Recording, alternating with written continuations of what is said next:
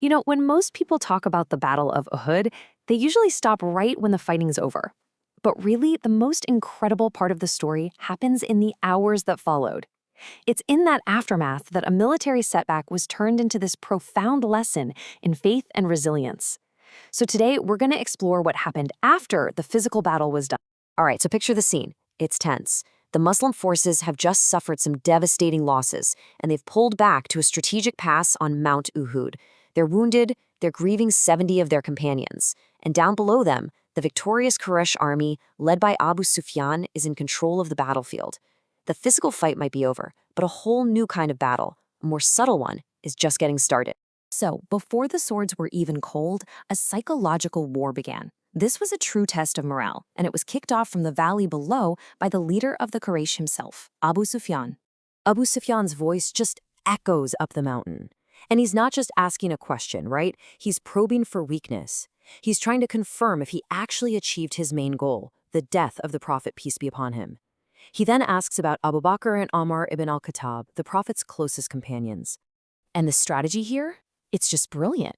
The Prophet Muhammad, peace and blessings be upon him, orders total silence. By not saying a word, the Muslims deny their enemy any information, and they deny him the satisfaction of the victory cry. It's this incredible act of defiance and dignity, a refusal to play on the enemy's terms.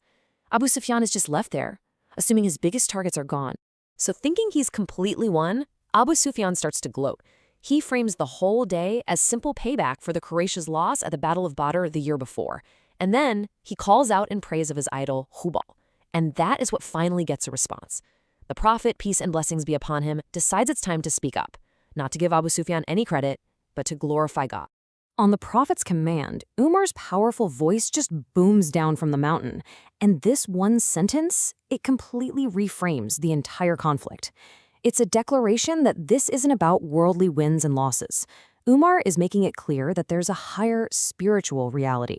And by that ultimate measure, the two sides are not, and they never, ever will be, equal. So once the Quraysh army finally departed, the Muslims came down from the mountain to face a really grim and sacred task, caring for their fallen brothers, the martyrs of Uhud.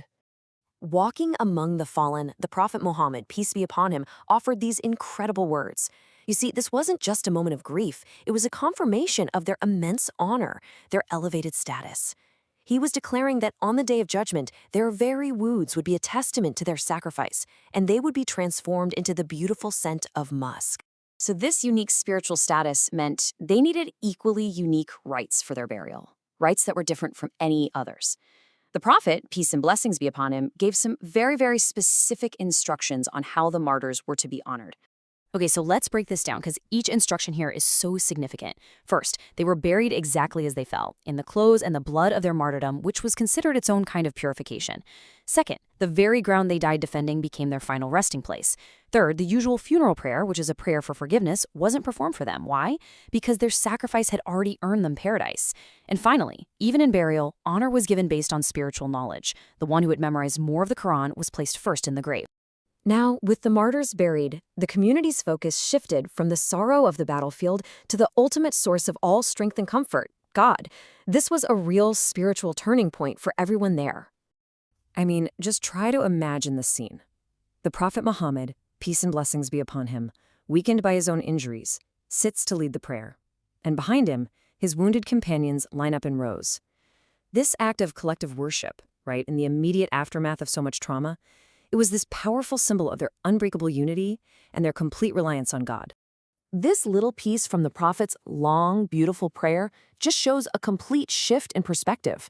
Right after witnessing all that death and loss, he turns his community's focus towards what's eternal, divine mercy, blessings, and a permanent bliss that can never, ever fade. It's a lesson in how to find spiritual victory right in the heart of worldly loss. And this brings us to the final act of this story, and honestly, it's one of the most audacious, most brilliant strategic moves in early Islamic history, the decision to pursue a victorious army.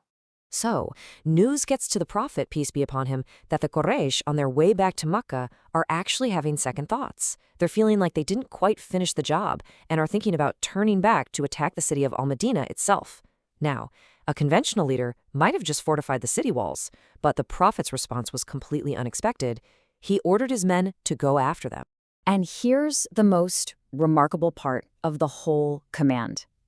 The only people allowed to join this pursuit were the very men who had just fought at Uhud.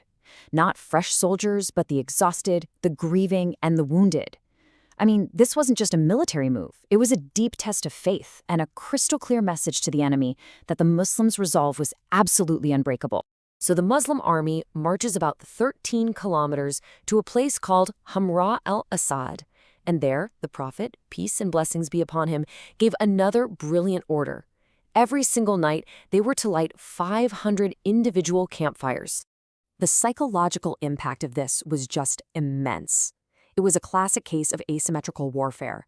Quraysh scouts would see this huge expanse of light and report back that Muhammad, peace be upon him, had returned not with some battered, broken group, but with a massive, fresh army they hadn't even seen before. And the tactic worked perfectly. It sowed confusion and fear, and it completely erased the Quraysh's sense of victory. Now, while the Muslims were camped out at Hamraa Al-Asad, Abu Sufyaan tried one last trick. He sent a passing caravan to deliver a threat, saying a huge army was coming to wipe them out. But the companions, their faith now hardened by everything they'd been through, they didn't respond with fear. They responded with this powerful declaration. It was a statement of ultimate, unwavering trust in God. And this is how the events at Hamraa Al-Asad completely rewrote the narrative of Uhud. They really defined a new kind of victory, one that goes way beyond what happens on a physical battlefield. The psychological warfare was a total success. The Quraysh, convinced they were facing a much bigger force, just dropped any thought of turning back and hurried on to Makkah. And the Muslim army? They returned to Al-Madinah, having completely erased the setback at Uhud and turned a military loss into a clear strategic and moral victory. And this profound act of faith and courage was immortalized. A verse in the Quran, from Surah Al-Imran, was revealed specifically to honor those companions, the ones who, despite their wounds and their grief, answered the call to march. It cemented their legacy for all time. So in the end, the aftermath of Uhud really challenges our whole definition of winning and losing. It teaches us that true victory isn't always measured on the battlefield. Sometimes it's measured in the resilience you show after a loss, in the strength of your resolve, and in an unwavering trust in a purpose that's so much greater than yourself.